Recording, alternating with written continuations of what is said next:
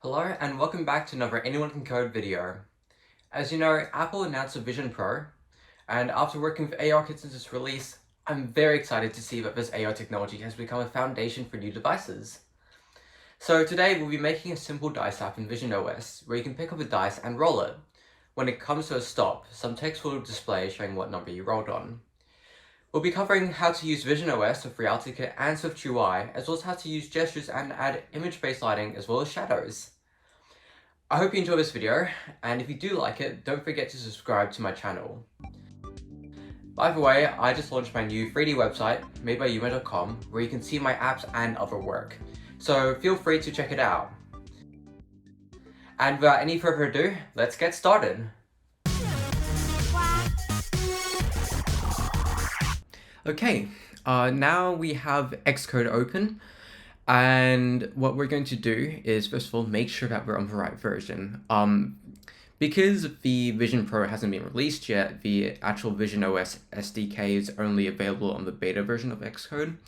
So you need to make sure that you have the beta version, and you can do that by going onto the developer website, logging in, and then just downloading Xcode.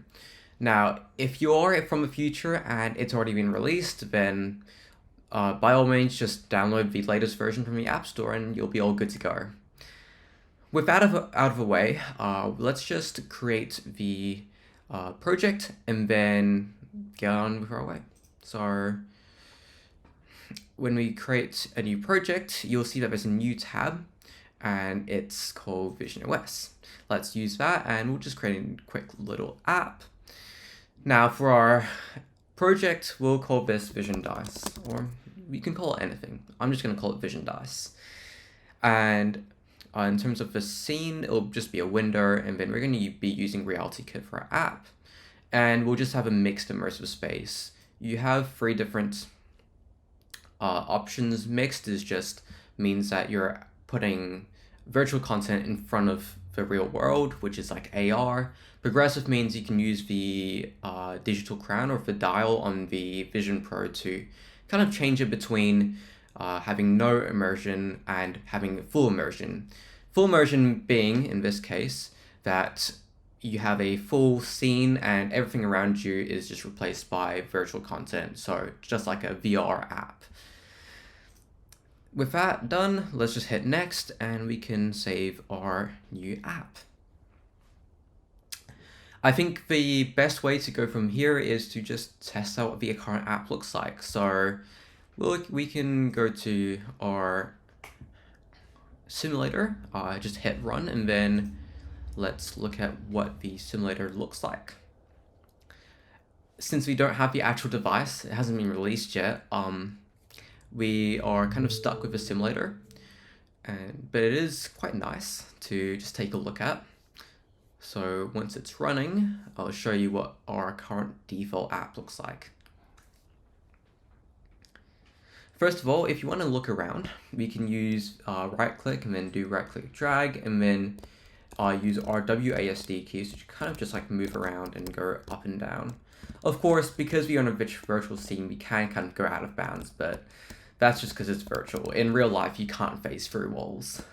But in terms of what we have here, we have a nice little sphere as a reality view. We'll talk about that later. And then we can click on show immersive space to actually turn on our immersive view and then review some extra spheres. And of course, we can show and hide them. Of course, we can always drag these around. These aren't interactive because it is just the default scene, but it is quite nice to see. And if you go to the top right corner of the window, you can see that you can change the scene. You can have a kitchen scene or even a nighttime view. So this is like a living room.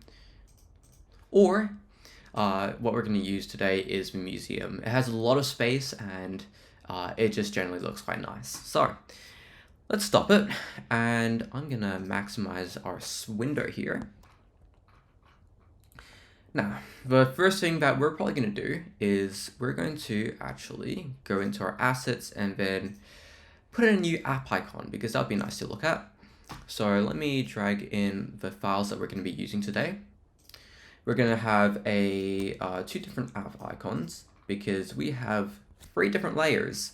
You see, when you're opening an app, when you're actually highlighting it, you'll see that there's actually different layers which come out. So in this Files app, this file icon does go out slightly more. It's very subtle, but it does make it look quite nice. Especially, this is a lot more noticeable, this compatible apps group.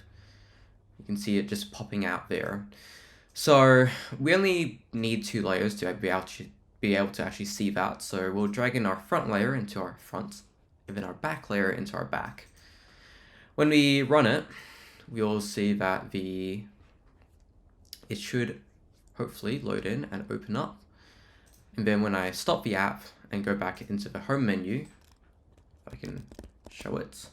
By the way, if you want to bring up the menu, there's a tiny little button at the top. You kind of have to just go around this top area, click on it, and then we can select the app button to look at the apps.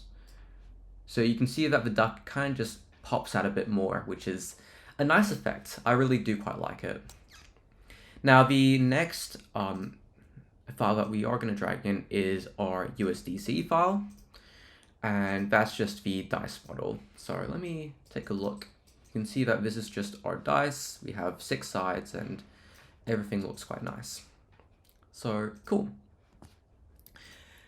From there, we can kind of get on with our immersive view. So we'll just click on the immersive view Swift file, and you can see that we're greeted by a smaller preview version of the visionOS device. So currently we have a blank window and nothing else. We can also change our environment. So let's just go to the museum if it loads up. It is beta software, so there might be some bugs here and there, but that's okay. We can deal with that. Now, with our immersive view, we have a view called a reality view. That is just a place for us to put reality content within swiftUI, and it's new and specific to visionOS. It allows us to create our vision or realityKit content within the app, which makes it quite nice and smooth to use. Now, our first sort of bit to do is adding a dice. So let's delete the content of a reality view, and we can do an if let check to try and load in the dice model. So we'll try to wait for the entity to load in a dice file, just like that. So since it does take some time to load, we are using await. It's just a keyword that means to wait for a function or an initializer, because it can be run asynchronously, which means that you can run it in the background while you're doing other things instead of blocking up whatever you need to do. But in this case, we kind of just need to wait for this dice to load in, which is why we use await. The next thing that we need to do is also grab the dice. So we need to get the dice model and then get its children. And because of how the USDC file is laid out, we have a child inside a child, and that would be our dice cube that we need to grab. So we gotta do children first to actually access it. Now, once that's done, we can also add the dice in. So we can do content.add dice to add it in. Now, I am slightly aware that, and by the way, if you do want to zoom in and out, you can just simply use a scroll wheel or pinch in and out. Now, I am slightly aware that this dice might be a bit big. It is quite a large file, so we do need to scale it down for it to work properly. However, let's actually just scale it down first to make sure that we have a smaller dice. So let's set our scale to 0.1, 0.1, 0.1, so it'll just be 10 times smaller, or 10% the original size. Now, I think it's not actually loading in properly. That might just be, let's figure out why that's the case before we resume. Okay, so we're back. I just had to relaunch Xcode and now it works. So as to why that was happening, it was probably just a slight bug. So what we'll just do from here on is we're gonna set our position. We'll set the X position or Y position to 0.05, sorry. Oh, actually, we can do it to 0.5 so we can actually kind of lift it off the ground and then let it drop for a bit. And then we'll have to push it slightly behind, so we'll set our position Z to be -1. Now, I'm not sure if that will actually appear in this preview, considering how it tries to handle scenes. So we'll just close it up. And what we can do to test it out is test it on the actual simulator. Pretty good fix.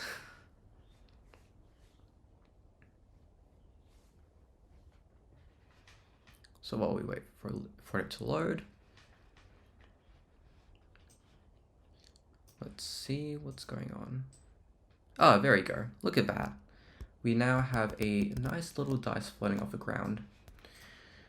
Amazing. So that works. And since that's the case, let's just hop back over to our content view and kind of just simplify everything, since we don't need all of these things. So in terms of what we need, we just need a small little window and then some text on it. By the way, this content view is the actual window that you'll see when you open the app. You'll see there's the window here. That's our content view, and then our immersive view is the dice. That's in the immersive space. Let's close that, and we can see what's going on here. Now, to actually open the immersive space, we have a thing called open immersive space. That's a little function that allows us to open it up. And then, of course, dismiss immersive space is what we use to dismiss it or close it. But we only need to open it, which means that we can just kind of take this function, cut it out, and then replace this with modifier with a .task. And that allows us to await open immersive space. This way we can just open the immersive space immediately once the app launches, so we can be greeted with a dice instead of having to press a button. We don't need padding here, but what we do need is just a little bit of text, so we can get rid of our model 3D and our button, and this will be our dice emoji text. So let's add our dice icon. Delete the excess one, and there you go. Back in the Vision Dice app, this is the current app setup. We just have a window for our content view and a immersive space, which is our dice. Everything here looks pretty good. So, but one thing that I will add is a default size, and we can set it to sort of any size that's pretty small. So 100, 100. It will set it to some minimum size, and it'll make it a smaller window. We can run this and then see that our dice immediately opens up, and oh, look at that, we have our window. We can of course move it around just like any other window in visionOS. And of course there is a resize UI here on the bottom left, but we don't need to resize it at the moment. Let's just make this dice text bigger, and then we can be done with our content view for the time being. So let's create a modifier called .font, and we can make this a custom font, and let's call this Menlo. We'll use a Menlo font and make the size just 100, something quite big. We'll also make it bold and add a foreground style called a yellow foreground style, which means that we're going to make the color of the text yellow. It will be a bit hard to see the yellow text at the moment, but you'll be able to see it later. But you can see that the text is quite large here. All right, looking good. So back to the vision, actually back in this content view, if you do want to clean it up a bit, you can go ahead and delete those two variables up the top. We don't need those. Back to the immersive view, let's finish up the rest of this. So we probably want this dice to have some physics. So what we're going to do is we can create some new code. So dice.generate collision shapes. Recursive, set that to false, just because it is just one cube. We don't need to add more collision shapes. And that allows us to generate sort of a mesh, which allows us to define the shape of a collision object, which means that when the dice touches the ground, it will just have the dice box be, collidable. And what other thing that we do, what we should do is set a component of the dice, which is our input target component. We just need to create a new input target so we can actually drag it around and then drop it. The next one is we need a physics body. So let's do that. So physics body components. And then we need to do physics body component dot self, and then set that to dot init to create a new component for this. But we do want one with options, so we want one with mass properties. There you go, mass properties, material, and mode. Let's space this out so it's easier to read. Material, and then of course the mode. Now for mode, we can make this dynamic so we can actually get it to fall to the ground. With material, let's generate a new material, and it has some different friction values and some restitution. For our static friction, we'll just do 0.8, dynamic 0.5, and then restitution is how bouncy we want the dice to be. I'm not making it very bouncy, so I'll just set it to 0.01. It just prevents us from having to, have it bounce around too much, because otherwise, I don't know, it'll be a very bouncy dice. In terms of our mass properties, we'll just set it to default, and it will just create its own default material, physics material. Let's add a new component as well, our physics motion component, and that's just a plain one. And that allows us to grab the actual velocity and angular velocity of the dice. Lets us know whether or not it's moving, and it also tells us to figure out when we can actually decide when to figure out what the dice is rolled, because we can only set the text or the result once the dice is finished rolling, just like how you roll normal dice. And once that's done, we also need a floor to let it fall onto. So let's add that in. So we'll create a new floor, and there'll be a model entity. And then we need mesh and materials. So for generate, we need to generate a plane. Our width will be 50, depth is 50, and materials, occlusion material. There you go. And the occlusion material is just a transparent material, but it does hide things behind it, just like a regular floor. Anything beneath the floor, we can't see. So it lets us create a transparent material, just basically. And we can do content.add floor. Now, this isn't the only thing that we need to do. Of course, we need to generate more collision shapes, so we can do that.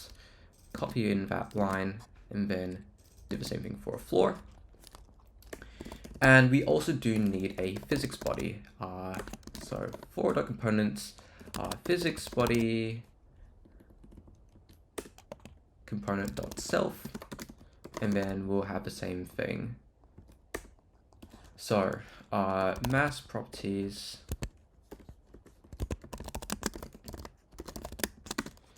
will be default, and then for our mode we can make it a static floor since it's not moving. Dynamic means that it can fall, it can be pushed around and everything.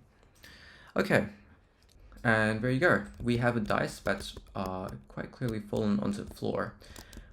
We kind of did miss that, so to be able to actually see if a dice can fall, let's actually make it an object that we can pick up.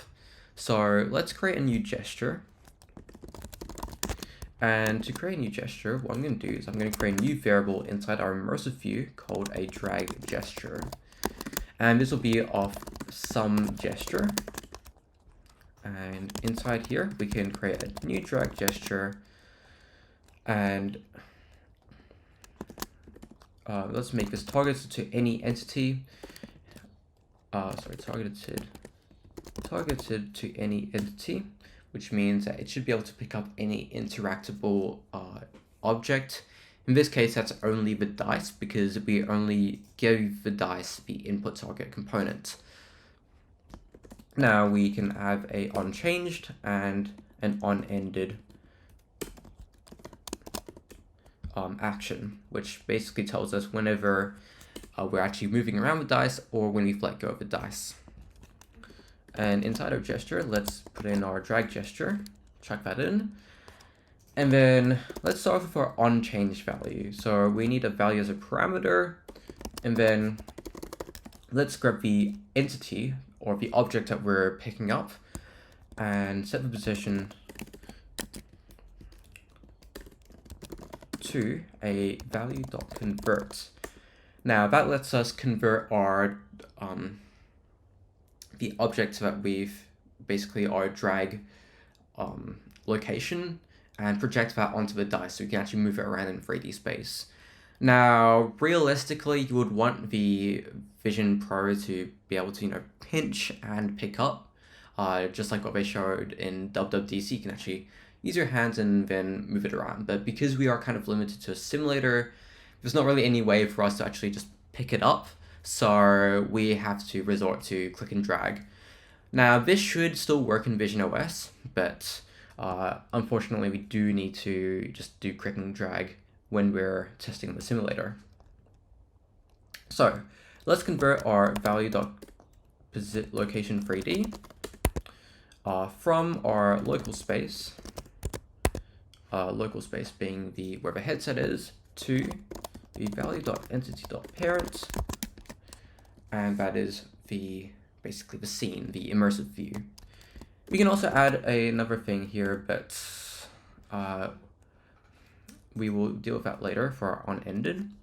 The second thing that we need to do is go to grab our physics body component of the dice, physics body component.self, and then set our mode to kinematic. Basically means that we can still move it around, but it won't be affected by gravity. And that prevents us from having to deal with issues where the dice just keeps falling from a hand. When you're grabbing it while it's still in a dynamic mode, it will just try to keep falling and its speed will build up, and when you let go, it will just fling out into the abyss. So let's try not to do that. And then once we have stopped picking up the dice, we can set our mode to dynamic. Now, one other thing that you might be asking is, why can't we use our AR to grab the walls and the table and everything and then be able to collide with that? Now, that is theoretically possible. We can use ARKit and our scene reconstruction provider. That's a new class that's available in visionOS, and you can check it out in Apple's documentation. But since we are using a simulator, unfortunately, we can't get that data, and it's not available to us, which makes it a bit annoying, but it does prevent us from actually being able to do anything with it.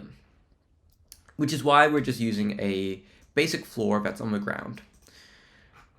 So with all this sort of ready, let's just kind of see if we can pick it up and then let it fall. So there you go. We can click and drag, and we can kind of just let it fall around and do whatever, bounce around. And that's very good.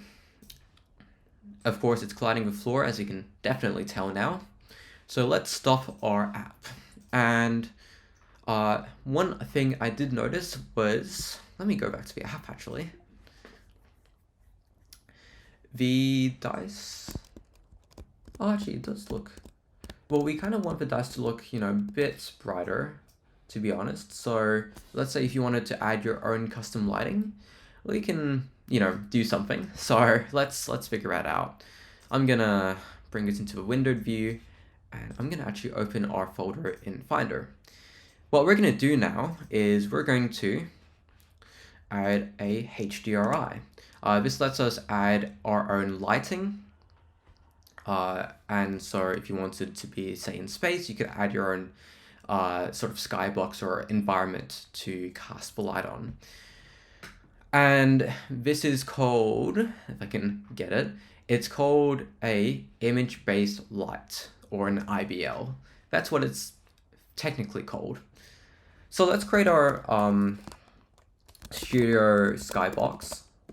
We have to create a new folder which ends in .skybox for it to be recognized. And then we can drag in our Studio HDR image. So let me just paste that in. And there you go. Now, because Xcode doesn't automatically recognize these kinds of folders that we add, we need to drag it in and then finish. And there you go. We have our own Studio Skybox.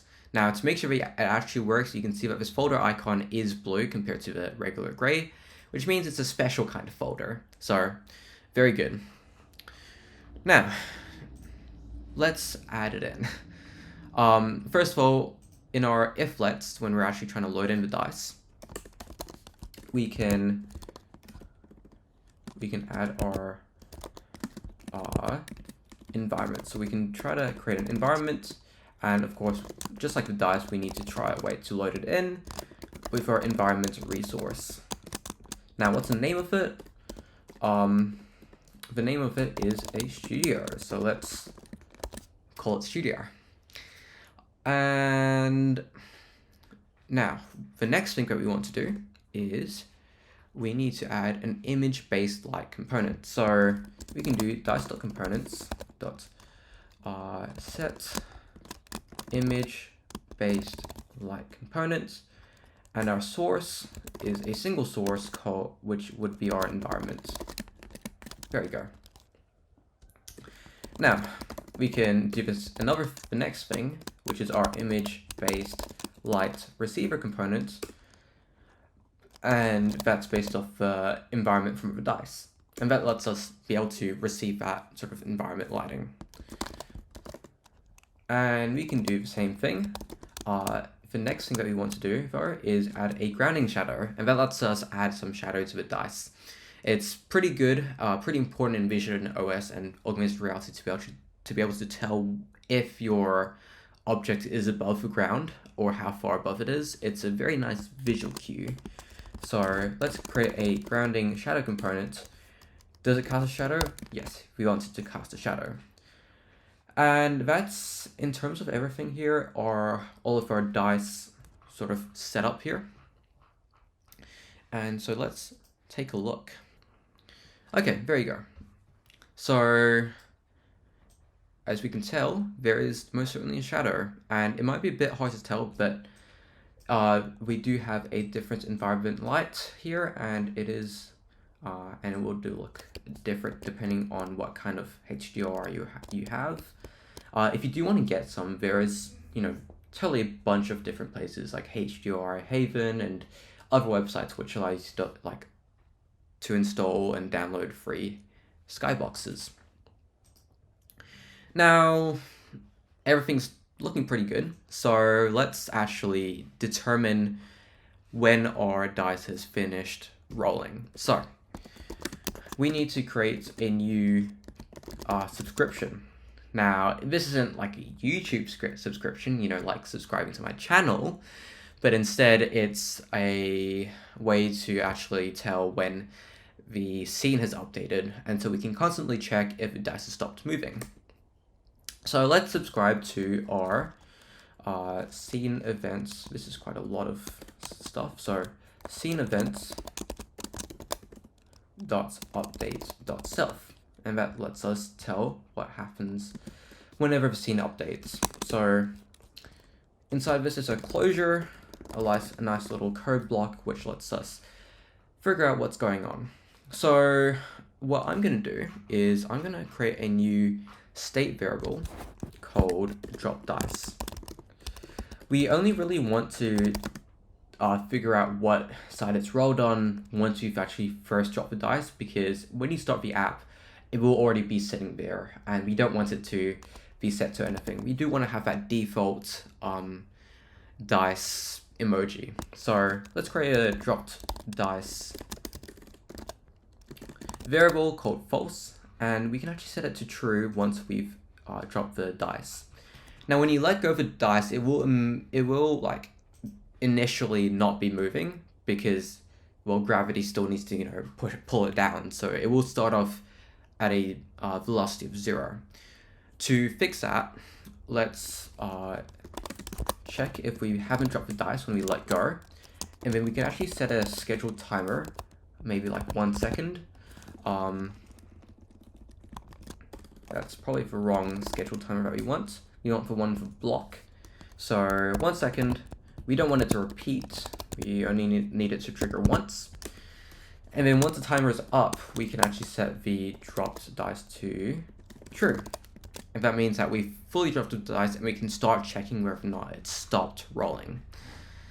So, back in our content subscription, we can check if we've dropped the dice using guard. So guard drop dice, else return. If we haven't dropped the dice, we'll just ignore it and move on, which is what our return keyword does. We can also check if we still have our dice motion. So that's our dice.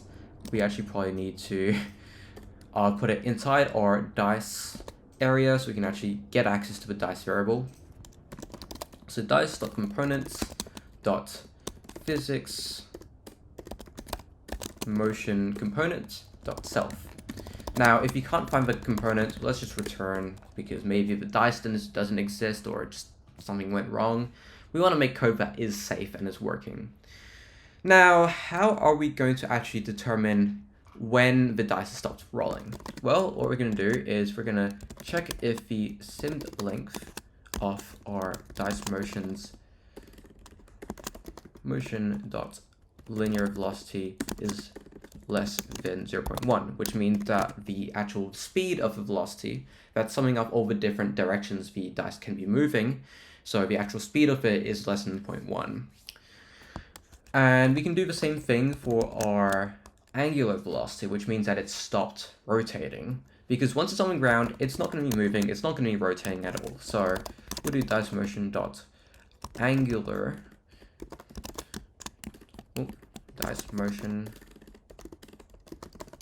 angular velocity, if I can type, is less than 0.1. Now, realistically, I think the linear velocity might be enough, but we just want to be safe. We want to make sure, so that's why we're adding in our angular velocity too. So, in terms of figuring out what face the dice is on, I'm gonna run our dice and then actually show you what we're gonna do. Now, what I'm going to go is go to this bottom console in Xcode and then click on this little icon here, debug visualizations. And then we can turn on our collision shapes and axes. Now going back here, you can see that the dice here has 3 different arrows. The red is the X vector, the Y is, I believe, green, and then Z is blue. And we can use these arrows and figure out which one is pointing either up or down. So currently the red one is pointing down, which means that this negative X face is pointing up. If I drop it again, you can see this green arrow is pointing up, which means that it's facing in the Y direction. Now, if we can get these different like axes here and figure out which one is pointing up or pointing down, we can then figure out which face it's facing. So that requires a bit of maths. If you didn't get it, don't worry, you can always just look at my code. So let's get the X direction, which was our X stick, our X direction, or axes. So let's take our dice and then convert our direction, which is a sim3, which is our vector, got x1, y0, and z0, which is just the x direction. And then 2, we can set it to nil, which sets it to the world direction, so we can figure out where it's pointing in the world. Now, to make it easy for us, let's copy and paste it for the y direction and the z direction. So y and z, and then instead of having 1, 0, 0, we can have 0, 1, 0 for y, and then 0, 0, 1 for z. Now, to figure out which side has the greatest direction, we can get the y value of each direction and store it inside a variable called, or constant called greatest direction. Now, our 0 value is our x direction y, and then we have the same thing for y direction dot y, and then our z can be z direction dot y. And I have it in a dictionary so we can actually sort it and figure out which direction it is. So 0 is x, 1 is y, and then 2 is z. So once we sort it, we can grab the actual number on the left, which is our key, and then figure out the die space from there. So let's sort it by something. So we can use a closure to actually sort it. So let's get the absolute value of the actual value of each item. So that's the y value here. And then check if it's greater than the next component that we're comparing it with. So we can go AVS 1.1. Now, what AVS does is it takes the absolute value. So if it's a negative number, it will convert it to a positive number, because it doesn't care whether or not we're pointing up or down. We just want to make sure that it's not pointing sideways or anything. So it's basically saying whichever one has the most up or down value in the y direction. Now, to grab the greatest one, because we're sorting in descending order, we can just grab the 0th element. Now, when we get our rolled number, we need to store it somewhere. So back in our Vision Dice app, we can create a nice little observable object. Now, because since we're using Swift 5.9, we can use an observable, @observable. Now that lets us create a class called DiceData to store our rolled number. So we can create a variable called rolled number equals 0.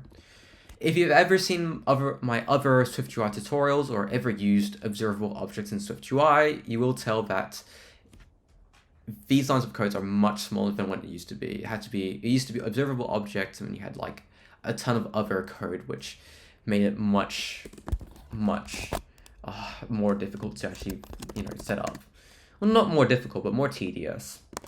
So we can create a new state variable called DiceData in our app, and this will be global, and that lets us store this data and then transfer it between our immersive view and the content view where we have our text. In our immersive view, what we're going to do is, and by the way, we're setting our roll number to 0 by default just because we need to be able to tell whether or not we've rolled yet. So 0 is just a default value because it's not on the dice. But anyway, back to our immersive view. What we're going to do is we're going to create a new variable called DiceData, and that'll be of type DiceData. Now, scrolling down, let's take a look, and we can, when we're trying to take our DiceData, we can set our roll number to some value. How do we figure out what it is? Well, because we know which faces occur on the x direction, the y direction, the z direction, we can also tell whether or not it's facing up or down, and that lets us know which face it's facing. If you didn't get that, let me run the app, if I can actually, get it to work. It's still broken. We need to actually add DiceData to all the previews just to make sure that there's no issue here. So I'm just chucking that in, and then in our immersive view in our app, we need to set our DiceData to DiceData. Anyway, let's run it now and see what we have going on. Now back to my demonstration, opening up the visualization. We can see that in the positive in, let's say, this Z direction, the positive face is the 2 and the negative face is 5. For green, the positive face is 4 and the negative face is 3, and then we have the same thing for the x-axis. So we just figure out which face is pointing towards a certain axis and which one is pointing away from it. Yeah, I hope that somewhat makes sense. Otherwise, just trust the process and hope that it makes some amount of sense. Now, to make it easier, I have a nice little set of code that actually maps out the dice faces and each number on it. And I'm going to paste that in. So we've got the dice map, and then we've got the X direction, Y direction, and Z direction, and then positive face, negative face. Yeah. Now, when we're grabbing the rolled number, we can use that dice map that I prepared. So we need to do dice map, and then get the greatest direction key value, which lets us figure out whether or not it's X, Y, Z. That's why we have the key value. And then for the second bit, whether or not it's positive or negative, we can check the greatest direction's value and check if it's positive or not. So if it's positive, we will do 0, the 0th index, otherwise the first index. So we're looking at the first dimension, which is either X, Y, Z, and then we're looking within the sub-array, the tiny array inside it, to check whether or not it's positive or negative. Now, to wrap it all up and tie it in together, let's head back to our content view and create a new variable for our dice data. And that can be of type dice data. Now, because there's a ton of issues, we need to set our dice data, yada yada. And if you also want to clean this up further, you don't need to dismiss the immersive space. We can delete that variable. And then in our Vision Dice app, we also need to supply that dice data. Otherwise, Xcode will complain and it'll be a sad day. Now, because we have access to this dice data inside our text, we can use a ternary operator to check whether or not the dice data's rolled number is equal to 0. If it is, then we'll set it to the dice emoji, which means we haven't rolled yet. Otherwise, we'll set it to whatever we've rolled to. I think that's everything that we have, so let's just test it out and see how it goes. There you go. So currently by default, there is nothing that's been rolled, so we have an emoji, but when we roll it, oh, and it stops. Look at that, we've rolled on the 6th face. And then we can roll again, and boom, we've rolled 3. And look at that. Oh, I didn't roll it properly. It's pretty fun to go around and try out, and boom, 6 again. And yeah, I think that's basically it. Like, we finished the app, it rolls, it works, so nothing else to do now except for go to the outro. So I hope you learned something. This was pretty fun to make, so there you go, done. Thanks for watching my tutorial. Make sure to like and subscribe if you enjoyed this video, and be sure to check out my new website at madebyuma.com. And I'll see you in the next tutorial.